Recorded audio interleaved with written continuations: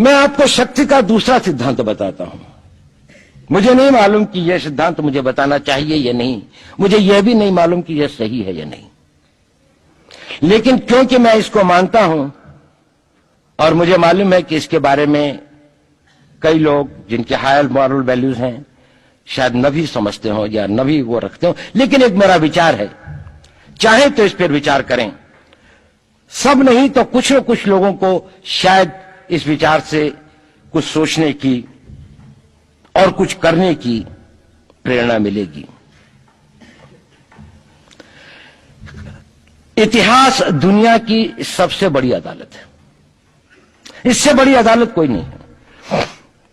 Supreme court में क्या हुआ, हाई कोर्ट में क्या हुआ, लड़ाई के मैदान में क्या हुआ, इलेक्शंस में क्या हुआ, ये सब बातें आती हैं चली जाती हैं, बाद में रह जाता है केवल इतिहास। और इतिहास का निर्णय हमेशा उसके पक्ष में गया है जो शक्तिशाली था। इसने कभी उसका साथ नहीं दिया जो न्याय के साथ था, जो सही था। अगर ऐसा होता तो दिल्ली में बाबर रोड होती है, बाबर रोड है लेकिन राणा सांगा रोड नहीं है, क्योंकि बाबर आया, विजयी हुआ, राणा सांगा हार गया। भारत की हिंदूशाही किंगडम अफगानिस्तान से होती सिकुड़ती सिकुड़ती सिकुड़ती यहां तक नहीं आ जाती। हमने किसी पर आक्रमण नहीं किया, हमने किसी के जीवन मूल्यों को नष्ट नहीं किया, हमने किसी के धर्म ग्रंथों को और धर्म स्थानों को नष्ट नहीं किया। शायद हम न्याय संगत थे, शायद सत्य भी हमारे पक्ष में था, लेकिन शक्ति हमारे साथ नहीं थी। इसलिए इतिहास ने हमें उसकी सजा दी। इतिहास ने हमेशा उनको सजा दी जिन्होंने विचारों को कर्म से और न्याय को शक्ति से अधिक महत्व दिया। अब मैं ये नहीं कह रहा हूं कि उसको उसकी तिलांजलि कर देनी चाहिए, ये नहीं है कि न्याय का अपना महत्व नहीं है, लेकिन यदि कॉन्फ्लिक्ट ऑफ इंटरेस्ट हो तो शक्तिशाली बनना ज्यादा आवश्यक है। भारत धर्मगुरु भी तभी बनेगा जब एक शक्तिशाली भारत का निर्माण होगा। जिन लोगों ने भारत के ऊपर आक्रमण किया, भारत के ऊपर राज किया, इस प्रकार से राज किया कि राज करते वक्त, जाते वक्त अपने गुलामों से कह दिया कि तुम राज कर लो, हम तो जा रहे हैं, तो यहां पर गुलाम वंश भी बन गया। अगर हम लड़ाई के वॉरफेयर के उसूलों से देखें कि किसी भी राष्ट्र की जो कॉम्प्रिहेंसिव स्टेट पावर होती है, किन चीजों से वो लड़ाई लड़ता है, किसको हम कहते हैं कि ये शक्तिशाली है, दूसरा शक्तिशाली नहीं है, क्या वो अव्यय होते हैं उसके, क्या घटक होते हैं उसके।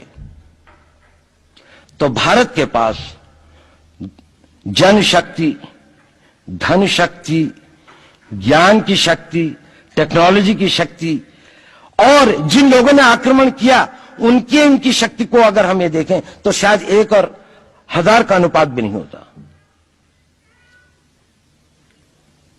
लेकिन उसके बाद भी हम वो नहीं कर पाए। और ये प्रश्न भी किसी ने पूछा, उस पर मैं आऊंगा बाद में। निवेदिता जी ने उसका बहुत अधिक उत्तर दिया, बहुत अच्छा उत्तर दिया था कि क्या कारण है, किसके कारण भी हम लोग इस लड़ाई में इतिहास ने हमारा साथ या हमारे पक्ष में न्याय नहीं दिया। क्या कारण है कि कश्मीर में हम लड़ रहे हैं, जिन्होंने हमारे ऊपर आक्रमण हो रहा है, हमारे ऊपर बाहर से लोग आकर वायलेशन हमारे बॉर्डर का करते हैं, इन्फिल्ट्रेटर्स हमारे यहां आते हैं, जबकि पूरा का पूरा कश्मीर भारत का भाग है, अभिन्न भाग है। कानून के अनुसार वहां के राजा ने यह हस्ताक्षर किए, हमें दिया।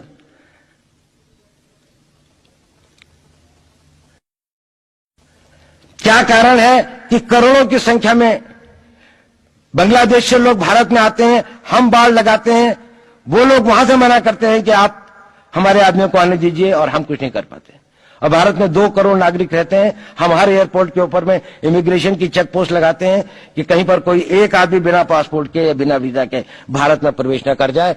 यहां पर लाखों की संख्या में, करोड़ों की संख्या में लोग आते हैं। सुप्रीम कोर्ट भी ये वो करता है कि जिन लोगों ने जो इसके लिए जिम्मेदार हैं, उन्होंने जो काम किया है वो भारत के ऊपर आक्रमण के बराबर काम किया है।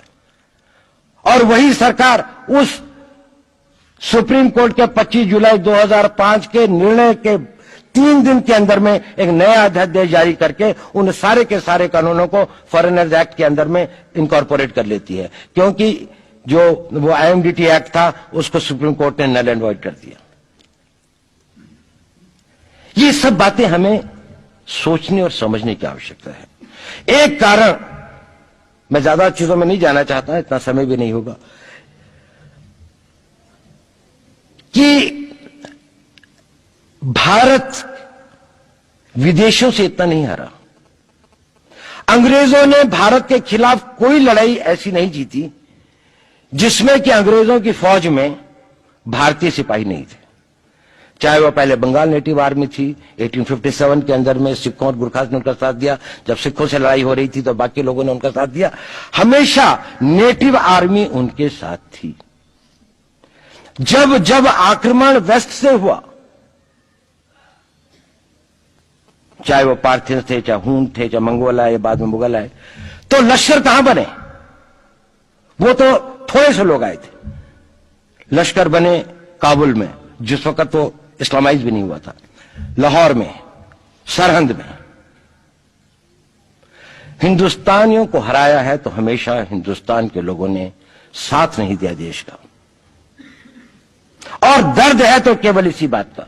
भारत के इतिहास में अगर दर्द केवल इस बात का नहीं है कि विदेशियों ने हमारे साथ क्या किया, उनका तो हम मुकाबला कर लेते।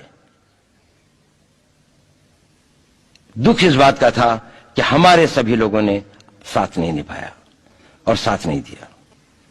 और इसकी फीलिंग आज भी मुझे इस देश में होती है। और भारत को आंतरिक या बाह्य शक्तियों से जो सबसे बड़ा खतरा है, वो खतरा इस बात का है कि हमारे अपने लोग ही कहीं राष्ट्र की सुरक्षा, राष्ट्र की अस्मिता, राष्ट्र के गौरव का सौदा न कर बैठे, अपने आज के सुख के लिए अपने भविष्य को अंधकारमय न कर दें।